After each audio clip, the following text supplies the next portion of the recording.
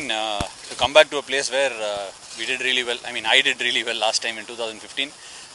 Is like a dream come true, because it was some sort of a momentous occasion for me then, because I was on the way back into the test side, and I got a 10-4 here on the.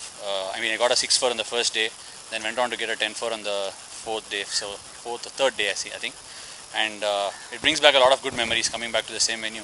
And 50th test is definitely something that's come about. I'm not able to go back and retrace how I did it, but I'm very grateful for having gotten here. I think every test match is a blessing from here on. That's a question, if I have to answer very bluntly, it might look a little awkward, but it doesn't mean that much to me, to be very honest, because I think as a cricketer, I only want to be excellent. I mean, I don't want to be a survivor by any stretch of imagination. So if it doesn't go my way, it doesn't go my way. I think I can do well in a lot of other careers in my life.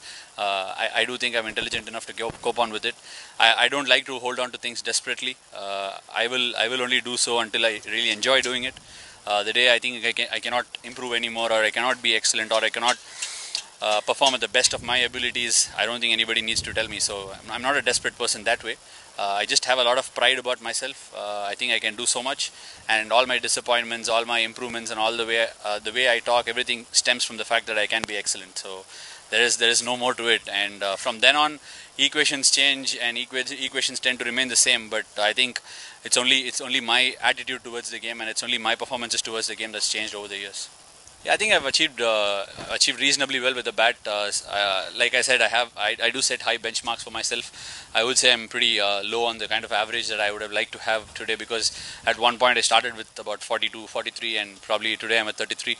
I think I could have done a lot better with a little bit of tennis elbow issues. I think it did pull me down a little bit as a test batsman. But yes, I think the graph is on the way back up there, and I am batting pretty well. The last series against Australia, I had some very, very innocuous dismissals, so probably I try and put it behind me and try and get better with the batting again. I was looking for. I really thought they will win the game. They did deserve to win the game. The final of the World Cup was extremely intense. I thought the ladies put out an extraordinary effort last night, but it's quite unfortunate it didn't end our way. I mean, it's very, very difficult to put a finger and say why we lost, or we should have won, or something like that. But I think the effort has put women's cricket right back on the map, and it's going to change the way women's cricket is being perceived in India. And that's a lot to look forward to, rather than looking at the result. But I thought they put in an outstanding effort, and you can't really ask for more. It was a fabulous effort from all of them. I didn't come prepared for that question, but definitely being the Cricketer of the Year last year was an icing on the cake. It has to be one of the special moments. And the 4-0 triumph over England that we managed to achieve, I think England was a far better side than what the result showed. It was kind of a boxing game every time we walked out to play England. It was a very closely fought series. We won some of the tight moments. And I would also say the Bangalore test, the final. It was the fourth day, right? It was the fourth day where we won the test match, coming back from 1-0 down at Pune. We hadn't managed to do it against England in 2012, and it was good to pull one back on them. They came really well prepared. So these three have to go down as some of the top moments. I really thought this was about my 50th test.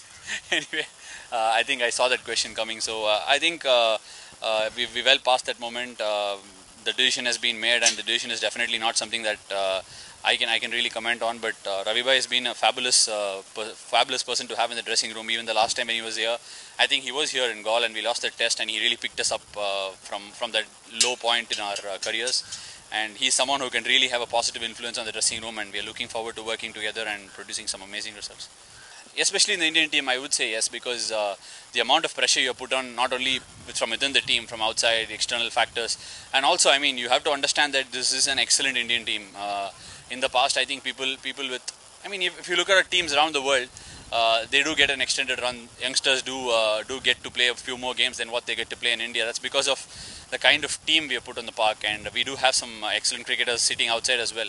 So it is a lot of pressure, but sustaining or holding on to a position is not something that will go well with an excellent side. A side which is striving for excellence needs to have excellent cricketers who are looking to get well past their previous best. So that's how I'd like to put it. And this Indian team is quite an excellent side. We all know that. Looking behind, I might have set some targets, but I don't think I'll be setting targets looking ahead because that's what's the past. That's what the past has taught me. I mean, you can't really get ahead of yourself. You can't set milestones. You can't set records for yourself in the future. The most important thing is to try and get better every single day because international cricket is very cruel, and it can really sort you out if you're sitting back on your past laurels. It's very important to put it behind. Yes, you can have a cup of coffee and think about it and reminisce it really well, but it's very important to go ahead and try and take one test match and one day at a time.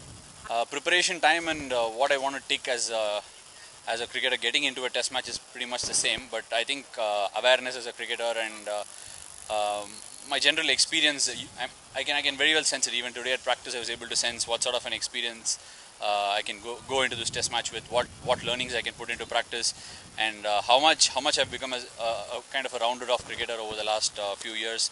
All these things give me more knowledge and more perspective going into a game. But really I would say these 50 test matches have put me in better stead probably going forward. I don't know how many more I have, but surely it's that's a bit of a chicken and egg question, I guess. But I think, so to say, like I said, some of the individuals have put their hand up and done exceedingly well for the team to get here. So as you all know, with some excellent and exceedingly good performances from the individuals, it becomes imperative that they become a constant of the side, and I think it's been an effect of that. I mean, so to say, you can't really say the constancy is one of those factors, but I think these individuals standing up on a day-to-day basis has made things easier for the team and made that constancy in the team to get us here. And going forward, we'll have to try and replicate that again to see if we can get results abroad. I think getting Sangakkara here in Sri Lanka, especially in the second test at this Saravana-Muthu Stadium, AB de Villiers in Nagpur, it was quite a helpful wicket, but still the setup was very good. Then obviously over the test matches, I can't really seem to think that very well from the top of my head right now, but probably Sean Marsh in Sydney in the second innings, David Warner in Bangalore. There have been quite a few good balls that I've bowled. I think I have done reasonably well as a cricketer, I would say. In 2015, I think we were sandwiched in the middle of a leadership takeover between MS and Virat had just taken over in Australia, and we came here after having played one test in Bangladesh, and we had set aside a lot of goals for each other, and I would say we have achieved it and come out in some flying colours over the last couple of years as a group, as a team, and we have produced a lot of good cricketers. Some young guys have come in and put their hands up, and some of the other guys have excelled really well. That includes me, Jadeja, Puji, who has made a sort of a comeback, because I don't think Puji was a part of that test match we played here, but he came off in the third test and played exceedingly well on quite a tough wicket. And from there on, I think a lot of people have put their hands up, and we've kind of become a very good unit. And sometimes I feel good cricketers even lose out in this particular team because of the quality we have in the dressing room. Well, for starters, I'm a lot more calmer, I would say, than what I was then. I think I was a little bit more like a cat on a hot tin roof, so to say, because I was looking forward to performing desperately, because sometimes, like I have said, my performances need to be that much better for me to get anywhere in my career. So I've always lived that way, and it's kind of changed me over a period of time. I do take things in the stride. Yes, failing, bad days and ordinary days and mediocre days are a part of a cricketer's career. But as I told you, it's very important to learn from that and try and get better. I think I've become a far better cricketer than what I was when I came here in 2015. I just hope that if at all I come back again, I would be a far better cricketer than what I am today.